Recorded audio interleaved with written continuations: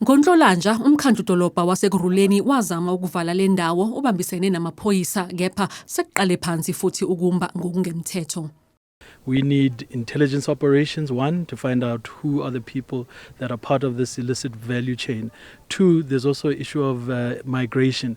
What we tend to find is when we make arrests that these are illegal immigrants that have come into the country from specific countries and they work as a organized crime syndicate. Three, as a municipality, we are overwhelmed, like you said. There's a lot happening and we can't be stationed at one point. But whenever this does happen, we do come in with a quick intervention, but it's not the long-term solution. We need a multi-pronged solution to this issue. Kunethemba lokuxazululeka kwalenkinga njengoba kujutshwa amasosha ukulwa nalobugebengu ezifundazweni okukhona kuzo neGauteng. Look, they are assisting. I think issues of security and intelligence, they take time and they're doing their own investigations. But we do hope that in the near future, as we do know soldiers have arrived in Gauteng, that there will be intervention in stopping illegal mining operations first and foremost. And then the second part is finding out where the illicit value chains are and dismantling them.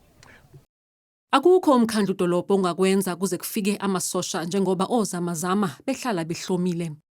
As we always say, Skara, this is a very volatile situation. Even as we are here, you see they're onlooking us, they are onlooking, they are armed, so we have to plan accordingly. It's going to be another joint operation with SAPS. We're going to close up when the site is safe.